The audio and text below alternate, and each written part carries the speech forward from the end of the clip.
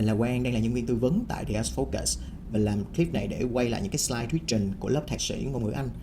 Before I start, I would like to say thank Mr.Quang from the IELTS and TOEIC Focus for showing me how to create the slide effects. Let's get started. In this part, I will focus on the theoretical foundations of feedback, especially the distinction between summative and formative feedback. Feedback plays a central role in classroom interaction, and understanding this distinction helps explain how teachers' responses influence student learning. Classroom interaction often follows an initiation, response, feedback cycle, also known as the IRF sequence. In this cycle, the teacher initiates, the student responds, and the teacher provides feedback. However, in many classrooms, the feedback move is evaluative and summative. For example, the teacher may simply say good. This type of feedback mainly assesses what has already happened, rather than supporting further learning. Simply praise such as good can be ambiguous because it is unclear whether the teacher is praising the grammar, the content, or the effort.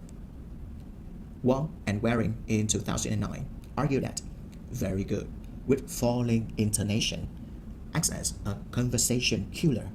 It functions as a teacher full stop and can shut down further student output. For praise to be effective, it should be work specific and truthful. Work specific and truthful. It should also explain exactly what student did well. Formative feedback refers to feedback designed to help students improve future performance. According to Black and William 1998 and Hattie 2011, this type of feedback has a strong impact on achievement. Instead of using simple praise, teachers should use follow-up moves or pursue questions. These include asking for clarification, reformulating to check understanding, or asking students to defend their answers. These follow-up moves extend the interaction and force students to process language more deeply to support language development. I now move on to error analysis and classification, focusing on the taxonomy of mistakes.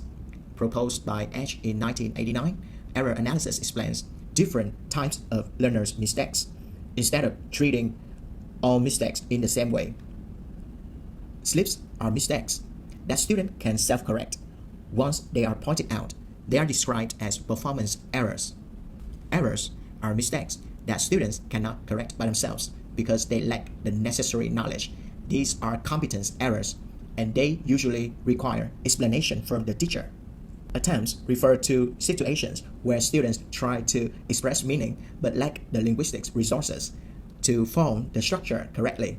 Learner errors come from different sources. One important source is L1 interference, which refers to errors caused by the influence of the learner's first language. For example, at a phonological level, Arabic speakers may confuse f and v. At the grammatical or conceptual level, French speakers may misuse the present perfect, and Japanese speakers may struggle with articles. At the lexical level, learners may use false friends such as librarian and library. Developmental errors are part of the natural acquisition process. They are often caused by overgeneralization, for example, saying "Daddy go." These errors show that learners are hypothesizing rules and reshaping their interlanguage toward mastery. From teachers' perspective, the role is to help this reshaping process, rather than simply telling students off. I now turn to correcting spoken English. A key issue here is the accuracy versus fluency dilemma. Accuracy-fluency dilemma, which concerns when and how teachers should correct learners' spoken errors. Accuracy work focuses on specific forms. In this type of activity, online correction or on-the-spot correction is generally accepted. Fluency work focuses on communication and flow. In this case, immediate correction is often viewed as intrusive. Lynch, in 1997, argues that teachers should intervene as late as possible. In fluency work, teachers can offer gentle correction. This helps students communicate better without turning the moment into formal accuracy drill. Reformulation or recasting means repeating the student's utterance correctly. For example, student, she said me. Teacher, oh, she told you. Recasting is unobtrusive, but students often perceive it as a response to content rather than a correction of form. As a result, its uptake can be limited. Process writing and product writing. One online correction technique involves paralinguistic cues, such as facial expression or gestures. These cues indicate an error without stopping the flow significantly. Another technique is finger correction, using fingers to show the problematic word. Echoing is also used by repeating the error with rising intonation. For example, Flight 309, go to Paris, rising intonation. Metalanguage refers to the use of grammatical terms such as asking countable. This technique works well if students understand the terminology. Offline or after the event correction takes place after the activity. Common techniques include charts, options, and transcription. With charts, teachers group errors into grammar, vocabulary, and pronunciation. Options use a game format where students buy correct sentences. Transcription involves students recording and transcribing their own speech. Stone's 2012 suggests that self-correction through transcription leads to higher uptake than teacher correction.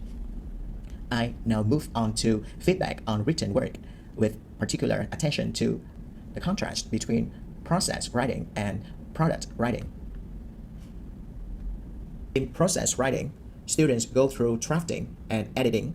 In this context, feedback should be formatted because it supports improvement across drafts. There is ongoing debate about whether feedback should focus on form or on content, and different researchers suggest different priorities. McGarrell and Verbune, 2007, suggest focusing on content is early drafts. This approach encourages writing fluency.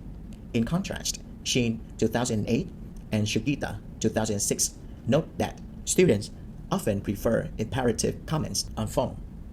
One common technique is the use of correction codes, such as S for spelling, W, O for word order, G for grammar. This allows students to identify correct mistakes themselves. However, correction codes can become an uphill battle when students do not understand grammatical concepts and do not pay attention to the codes. Effective use, therefore, requires explicit student training. An alternative feedback method is screen capture using software such as Chương or Camtasia to record audio-visual feedback. This allows for more nuanced explanation than marginal comments. To avoid teacher burnout and student anxiety, teachers should correct selectively. Some teachers spend 20 to 30 hours a week marking. Selective marking focuses on a limited area, such as verb tenses.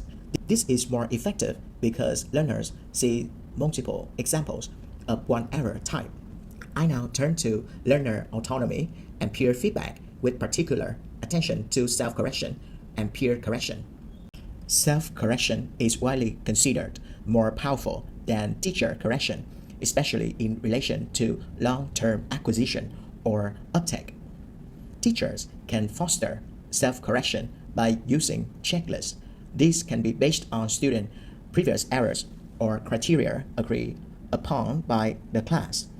In peer correction, teachers must judge whether a student is in the right frame of mind. If a student feels humiliated, peer correction can be highly demotivating. Peer feedback can be less threatening and more provoking than teacher feedback. Students may accept teacher feedback passively as expert commands, whereas peer feedback requires them to critically evaluate suggestions. For peer feedback to be effective, it needs structure. Teachers can use completion forms such as I like the part and I'm not sure about. Giving feedback and correcting students is a sophisticated, personal, and reflective aspect of teaching.